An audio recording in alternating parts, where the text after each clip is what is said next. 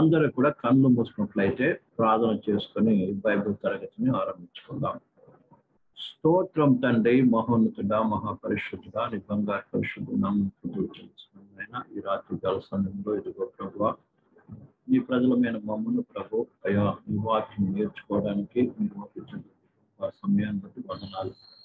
మా బోధకుడా, మా యొక్క పరిశుద్ధాత్మ దేవా, మీరే మాకు బోధపడి ఈ రాత్రి కాల సమయంలో అయ్యా మీరు మాకు నేర్పించమని, అయ్యా నీ యొక్క వాక్యం సత్యము మాకు నేర్పించి మా అందరికీ కూడా అభివృద్ధిపరచమని, బలపరచమని, మా లోపాలు చక్క చేసుకొని మీ అందరూ విశ్వాసంలో రోజులు ఎదగటానికి, మీ అందరూ నిన్ను అతుక్కొని జీవించడానికి దయచేయమని వాళ్ళకి నన్ను మెరుగుపరిచి నీ వాక్యం ప్రత్యక్షం ఏ సమయం తండ్రి. ఆమేన్. సరే, మనం అందరం కూడా పరిశుద్ధ గ్రంథం తెరిచి తెస్సలోనికే రాసినటువంటి రెండవ పత్రిక, తెస్సలో రాసినటువంటి రెండవ పత్రిక ప్రియమైన పిల్లారా, 2వ అధ్యాయము 3వ వచనాన్ని చదువుకుందాం. 3-4 వచనాలు చదువుకుందాం. చదవండి ఎవరు. మొదట భ్రష్టత్వము సంభవించి నాశన పాత్రుడగు పాప పురుషుడు బయలుపడితేనే గాని ఆ దినము రాదు. ఏది దేవుడనబడనో ఏది పూజింపబడునో దాని అంతటనది ఎదురించుచు దానికంటే పైగా వాడు తన్ను తానే హెచ్చించుకొనుచు తాను దేవుడనని తన్ను కనుపరుచుకొనుచు దేవుని ఆలయములో కూర్చుండను గనుక ఏ విధముగానైనా ఎవడును మిమ్మును మోసపరచనివ్వడు. చాలండి. ఇక్కడ చదవబడిన వాక్య భాగంలో ప్రేమారా ఏ రకముగా విశ్వాస భ్రష్టుడైన వ్యక్తి అంటే దేవునితో సంబంధం లేని వ్యక్తి, దేవుని మీద నమ్మకం లేని వ్యక్తి, ప్రేమారా అంటే దేవుని అందులో విశ్వాసం కోల్పోయిన వ్యక్తి ఏ రకమైన జీవితాన్ని జీవిస్తాడో మనకి రాయబడి ఉంది. ప్రత్యేకించి ఇక్కడ ప్రియమైన బిడ్డలారా రాబోతున్న అంత్యక్రీస్తు గురించి వ్రాయబడి ఉన్నప్పటికీ ప్రియమైన ఇప్పటికే అంత్యక్రీస్తు యొక్క ఆత్మ, క్రీస్తు విరోధి యొక్క ఆత్మ ఇప్పటికే క్రియ జరిగిస్తూ ఉన్న సంగతిని దీనికి ముందే మనం నేర్చుకున్నాం.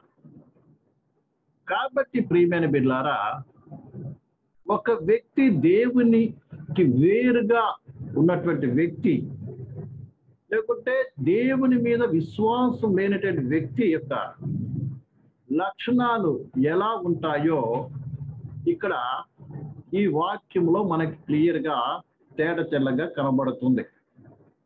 ఈ యొక్క ఆ లక్షణాలు మనకు కనబడినప్పుడు ఈ వ్యక్తి విశ్వాస భ్రష్టుడయ్యాడు అంటే దేవుని దగ్గర నుంచి దూరం అయిపోయాడు, దేవునికి వేరుగా జీవిస్తున్నాడు. మనం ఆల్రెడీ నేర్చుకున్నాం ప్రియులారా, విశ్వాస భ్రష్టత్వం అంటే దేవునికి దూరం అవటం, దేవునితో ఉన్న సంబంధాన్ని కోల్పోవటం, అంటే దేవుని మీద ఉన్నటువంటి ఒక విశ్వాసమును కోల్పోవటం. అర్థమవుతుందండి? దేవుని నుంచి నిన్ను వేరు చేసే ఏ కార్యమైనా సరే నీలో ఉన్నప్పుడు నీవు ఏమవుతావు? విశ్వాస భ్రష్టు అయినట్టే, అంటే విశ్వాసం తొలగిపోయినట్టే.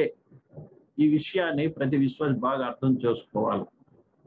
ఇందులో అనేక మంది విశ్వాసులు కావచ్చు, సేవకులు అనబడిన వాటి కావచ్చు, ఈ విశ్వాస భ్రష్ట సంబంధమైనటువంటి అనేక లక్షణాలు కనబడుతున్నాయి, ముఖ్యంగా అంత్య దినాల్లో.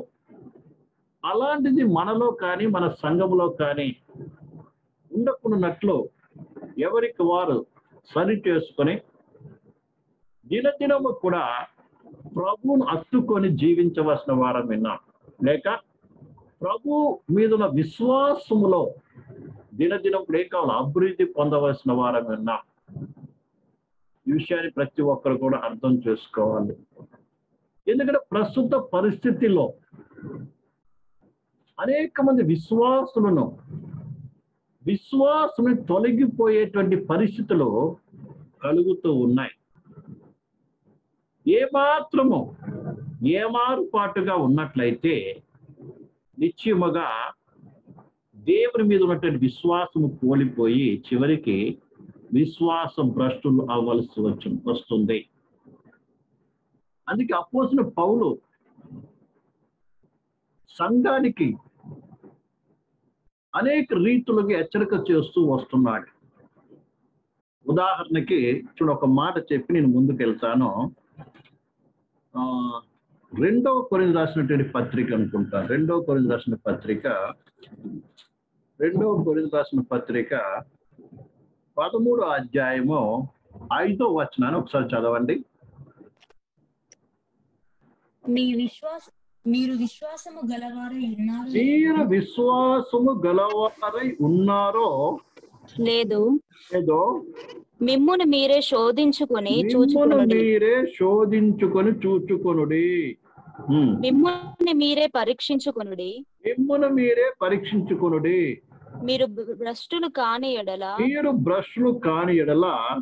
యేసుక్రీస్తు మీలో ఉన్నాడని మిమ్మును గూర్చి మీరే ఎరగరా. ఎంత చక్కటి మాట రాయబడి ఉందండి ఇక్కడ. అపోస్తలుడైన పౌలు కొరింథీ విశ్వాసులతో తెలియపరుచును ఏంటంటే, మీరు విశ్వాసం గలవారై ఉన్నారో లేదో మిమ్మును మీరే శోధించుకొని చూచుకొనుడి. చాలాసార్లు మనం అంటాం, ఫలానా ఆయనలో విశ్వాసం లేదండి, వాళ్ళలో విశ్వాసం లేదు, వీళ్ళలో విశ్వాసం లేదు అంటూ ఉంటాం. కానీ ఎవరో విశ్వాసం గురించి మాట్లాడడం కాదు, కానీ మనలో మనం విశ్వాసం కలిగి ఉన్నామా లేదా అన్న విషయము జాగ్రత్తగా పరిశీలన చేసుకోవాలి. ఒకవేళ విశ్వాసం లేకపోతే మీరు ఒకరు భ్రష్టులేమో అన్న విషయం. అందుకని ఈ రాత్రి కలసం వాక్యం వింటున్న ప్రియ సహోదరి సహోదరులారా, మనలో మనం విశ్వాసం కలిగిన వారమై ఉన్నామా లేదా అనేటువంటిది మొట్టమొదట పరిశీలన చేసుకోవాలి.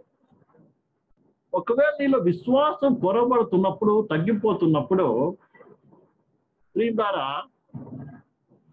ఈ దినము మనం నేర్చుకున్నటువంటి అనేకమైనటువంటి విషయాలు అంటే మనలో లోపాలు మనకు కనబడుతూ ఉంటాయి. అందుకని ఈ వాక్యం నేర్చుకుంటున్నాం. చూడండి, 3వ లక్షణము 4వ వచనం చదవండి. తెస్సలోనికీయులకు రాసిన పత్రికలో 2వ తెస్సలోనికీయులకు రాసిన పత్రిక 2వ అధ్యాయం 4వ వచనం. ఏది దేవుడనబడునో ఏది పూజింపబడునో దానంతటిని ఎదిరించుచు దానికంటే పైగా వాడు తన్ను తానే హెచ్చించుకొనుచు దేవుడని తన్ను కనుపరుచుకొనుచు దేవుణ్ణని తను కనుపరుచుకొనుచు దేవుని ఆలయంలో కూర్చుండును. దేవుని ఆలయంలో కూర్చుంటాడు. అంత్యక్రీస్తు వచ్చినప్పుడు వాడు చేసే కార్యం ఏంటంటే దేవుని ఆలయంలో కూర్చుంటాడు.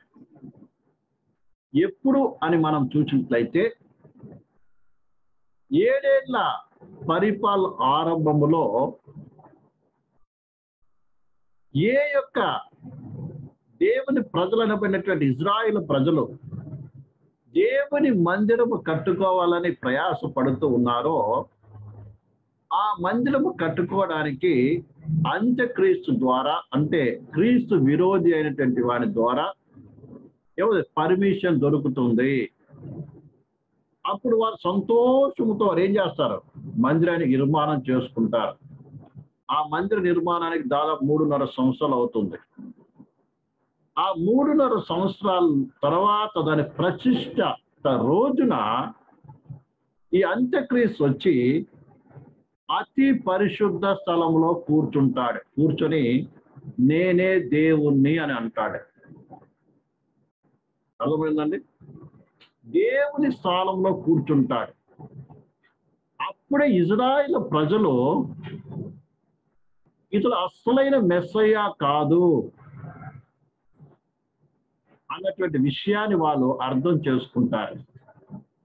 ఎందుకంటే ఏ వ్యక్తి కూడా నేను దేవుడు ఆట వారు ఒప్పుకోరు. అదే కాకుండా తన యొక్క విగ్రహాన్ని, హేయమైనది, ఇజ్రాయెల్ ప్రజలకు, యూదులకు హేయమైనది ఏంటంటే విగ్రహము. ఆ విగ్రహాన్ని అక్కడ ప్రతిష్ఠిస్తాడు. ఈ విషయాన్ని మనం కావాలంటే చూడండి ప్రియమైన బిడ్డలారా. చూడు, మొట్టమొదటిగా క్షమించాలి, మత్తయి సువార్త 24వ అధ్యాయము 15వ వచనం చదువుదాం. ఇది చదివిన తర్వాత మిగతా ముందుకు వెళ్దాం ప్రియమైన. కాబట్టి ప్రవక్త అయిన దానియేలు ద్వారా చెప్పబడిన నాశనకరమైన హేయ వస్తువు, మళ్ళీ చదవండి. చెప్పబడిన నాశనకరమైన హేయ వస్తువు పరిశుద్ధ స్థలమందు నిలుచుట మీరు చూడగానే చదువువాడు గ్రహించునుగాక. ఏమి దానియేలు ప్రవక్త ఏం చెప్పాడు చూడండి. 9వ అధ్యాయం 27వ వచనం, దానియేలు గ్రంథము 9వ అధ్యాయం 27వ వచనము. 9:27.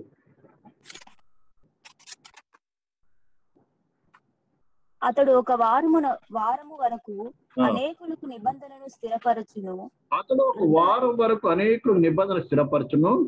అర్ధవారమునకు బలిని నైవేద్యమును నిలిపివేయును. హేయమైనది నిలుచు వరకు నాశనము చేయువాడు వారికి రావాలని నిశ్చయించిన నాశనము ముగించు వరకు ఇలాగు జరుగును. అతడు ఒక వారం అనగా 7 రోజులు. 7 రోజులు = 7 సంవత్సరాలు. అర్థమైందండి? అవన్నీ లెక్కలు వేరుగా ఉన్నాయి. అవి దేవుడు అవకాశం ఇచ్చినప్పుడు ఆ లెక్కలు కొట్టుకుని నేర్చుకోవచ్చు. కాబట్టి ఒక వారం అనగా 7 రోజులు. అర్ధవారము రాయబడి ఏంటంటే, అర్ధవారం అంటే 3.5 రోజులు, 3.5 సంవత్సరములు ఏం చేస్తాడు ప్రేమ? తర్వాత ఏమవుతుంది? బలి నైవేద్యమును నిలిపివేయును. బలి నైవేద్యం అంటే అక్కడ మందిరంలో జరుగుతున్నటువంటి ఆరాధన, బలి అర్పణలు అనేది ఆపేసి ఏం చేస్తాడు తెలుసా? అక్కడ ఏయమైనటువంటి దాన్ని ఏం చేస్తాడు? నిలువబెడతాడు. ఏయం అంటే విగ్రహము. అర్థమైన తర్వాత ఇక 8వ అధ్యాయం కూడా చదవండి. 12వ వచనంలో, 8వ అధ్యాయము 12-14. అతిక్రమము జరిగించినందున అనుదిన బలిని నిలుపు చేయుటకై ఒక సేన అతనికి ఇయ్యబడెను. అతడు సత్యమును వ్యర్థపరిచి ఇష్టానుసారముగా జరిగించుచు అభివృద్ధి నొందెను.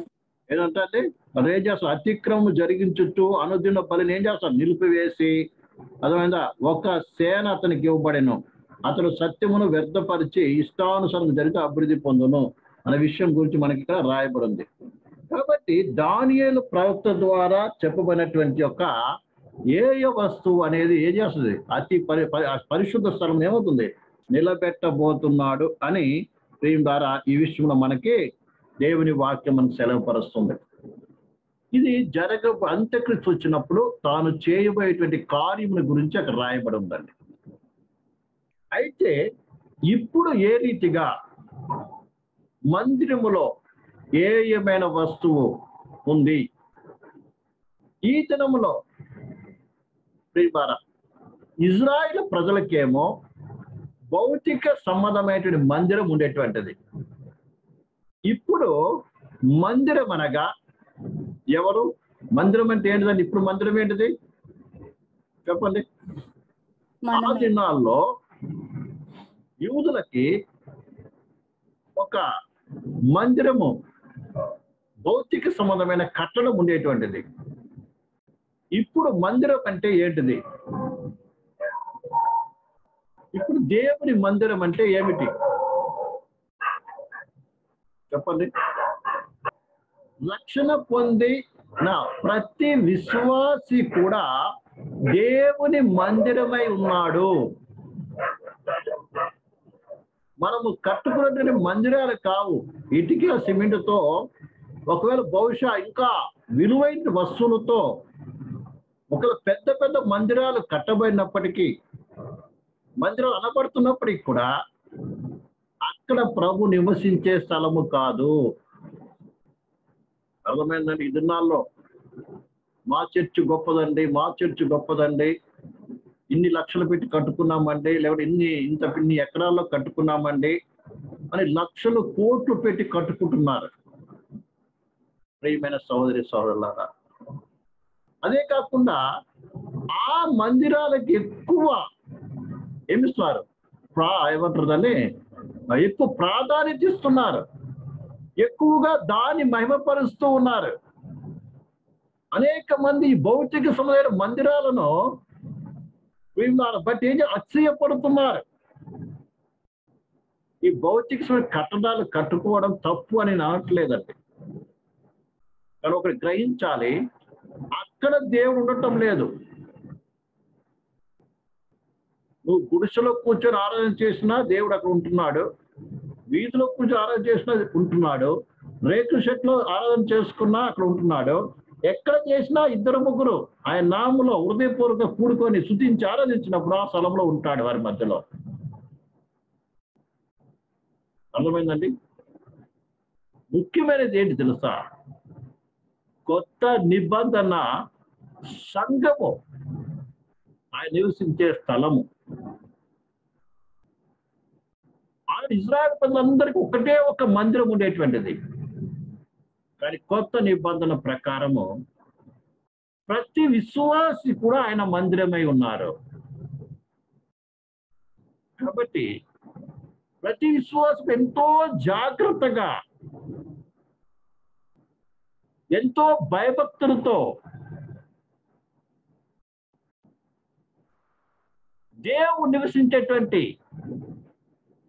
తమ యొక్క దేహాన్ని పరిశుద్ధంగా పవిత్రంగా ఉంచుకోవాల్సిన బాధ్యత ఎంతైనా ఉంది. అందుకే ఇక్కడ దేవుడు అక్కడ చర్చిలో అంటే కట్టడాల మధ్యకి వెళ్తేనే దేవుడు అక్కడికి వెళ్ళి ప్రార్థిస్తేనే దేవుడు ప్రార్థన ఆలకిస్తాడు అన్నటువంటి భ్రమ ఉండకూడదు ఎవరికి కూడా. సంఘ సహవాసం వేరు. మన ఆదివారం ఒక చోట కూడుకొని ఆరాధించుకోవడానికి ఒక స్థలం ఉండటం మంచిదే. అర్థమైందండి? మనందరం కూర్చొని ఆరాధన చేసుకోవడానికి దేవుని వాక్యం చదువుకునే స్థలం, మంచి స్థలం ఉండటం మంచిదే.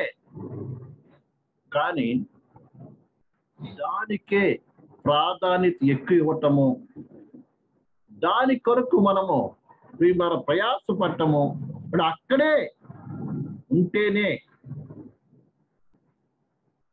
దేవుడు ప్రార్థన ఆలకిస్తాడు అని ఈ భౌతిక సంబంధమైన కట్టడాలకు విలువనిచ్చేటువంటి యొక్క కార్యము ఏ మాత్రము కూడా వాక్యానుసారమైనది కాదు. సాతాను ఈ దినములో ప్రజలను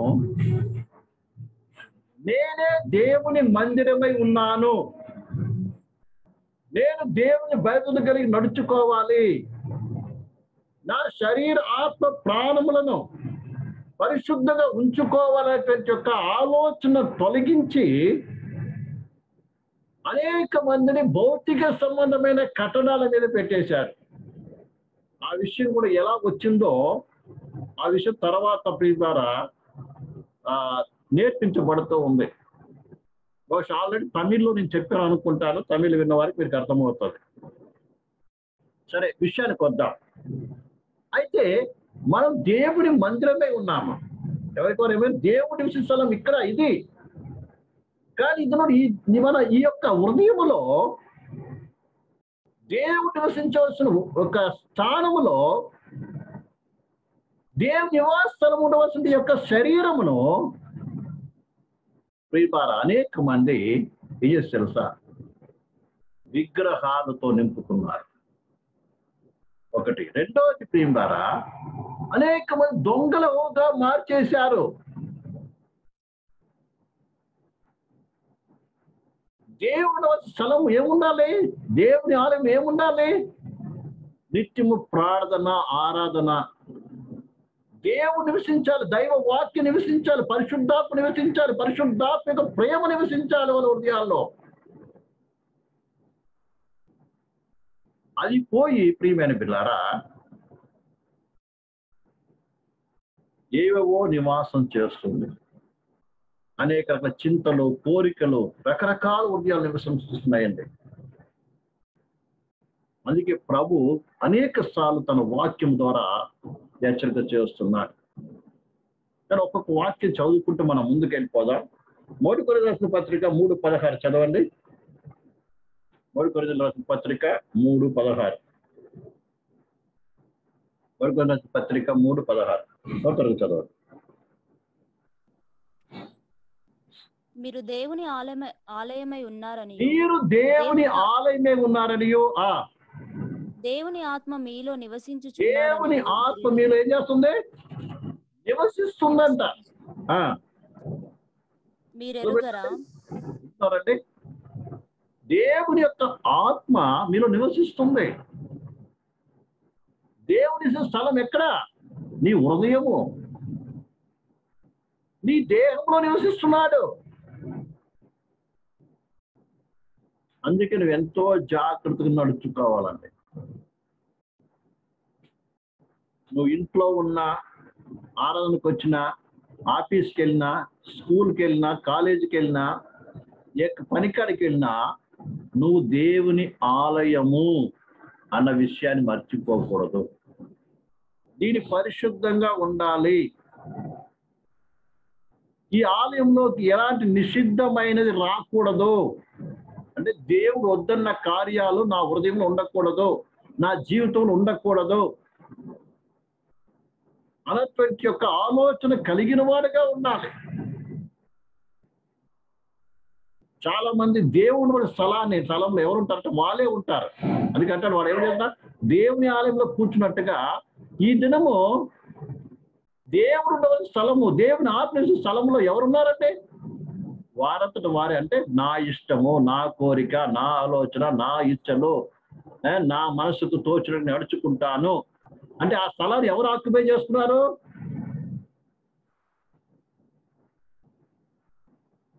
దేవుని స్థలం ఎవరు ఆక్యుపై చేస్తున్నారండి?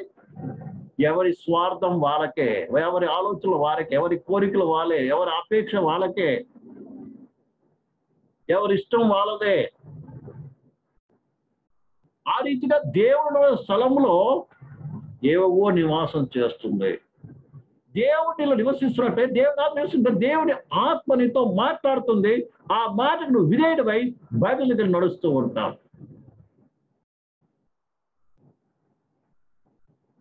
కానీ అనేక రీతిగా ఈ యొక్క అంత్యక్రీస్తు ఆత్మ అనేక మంది ఏం చేస్తుంది? క్రియ జరిగిస్తుంది. ఈ విషయాన్ని అర్థం చేసుకోవాలి. నువ్వు అర్థం చేసుకున్నట్లయితే ఈ జన్మ నుంచే ఏం చేయాలి చెప్తా? అవును, నేను దేవుని ఆలయం. ఈ యొక్క స్థలంలో దేవుడు మాత్రమే ఉండాలి. దేవుని ఆత్మ నివసించాలి. దేవుని ఆత్మని నడిపించబడాలి. దేవుని వాక్యానుసార జీవితం నేను జీవించాలి. నిత్యం ఇందులో ప్రార్థన, ఆరాధన జరగాలి. నిత్యము నా యొక్క మరి బలిపీఠం మీద, దేవుని ఆలయంలో బలిపీఠం మీద నిత్యం అగ్ని మండుతూ ఉండాలి అన్నటువంటి యొక్క ఆలోచన కలిగినటువంటి వాడుగా ఉండాలి. లేకపోతే ఈ యొక్క అంత్యక్రీస్తు ఆత్మ ఏం చేస్తుంది? బహుశా మనలో పనిచేస్తుండొచ్చు, మన సంఘంలో కూడా పనిచేస్తుండొచ్చు. ఈ విషయాన్ని మనము జ్ఞాపకం చేసుకోవాలి. అలాంటి లక్షణాలు మన జీవితం ఉండకుండా మనం చక్క చేసుకొని క్రీస్తును ప్రభువుగా మన రోజు ప్రతిష్ఠ చేసుకొని ఏం చేద్దాం? ప్రభువును మన జీవితం ద్వారా మహిమపడతాడు. ప్రభు వాటి కృప మనందరికి అనుగ్రహించి నడిపించుడు కాక. కళ్ళు మూసినట్టే ప్రార్థన చేసుకున్నాం. కళ్ళు మూసినట్టు ప్రార్థన చేసుకున్నాం.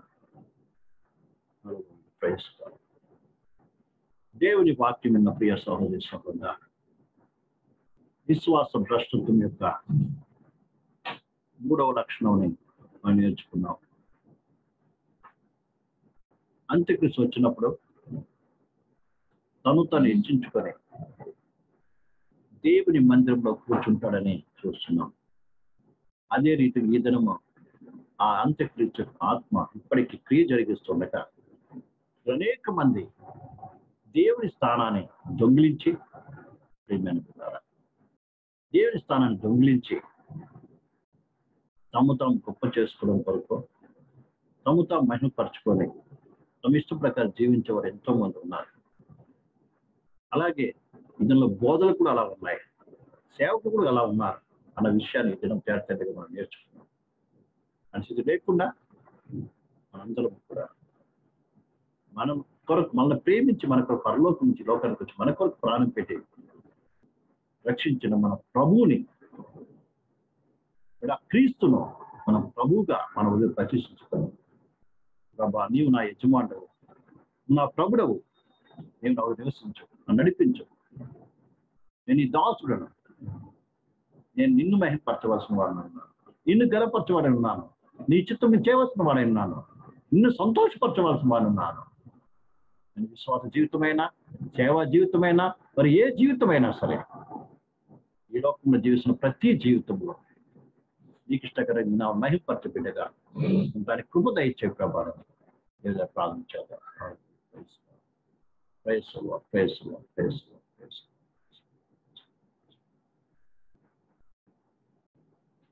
స్తోత్రం తండ్రి, మహోన్నతుడ, మహాపరిశుద్ధుడ, జీవుల తండ్రి, ఈ రాత్రికాల సమయంలో ప్రభా నీ ప్రభుత్వం చట్టాలను మాట్లాడి చేస్తాం. నిజముగా మేము విశ్వాస దృష్టిలో కాకుండా నీకు చెందవలసిన మహిమను నీకే చెందినట్లుగా మా జీవితాల్లో మీరు ప్రభువుగా ఉండి మనంతా నడిపించి నమ్మకంగా చేసుకున్నాం.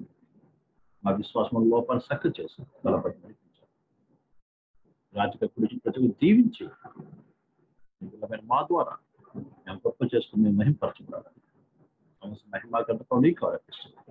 ఏ సమయం పాసనం తండ్రి, మన తండ్రి అని దేవుని ప్రేమయో మన యేసుక్రీస్తు కృపయో పరిశుద్ధాత్మిక అన్య సహవాసము వచ్చి మనలో ఒక సకల పరిశుద్ధులు కూడా ఆయన రాకల పర్యంతం తోడే నడిపించండి. ఆమేన్.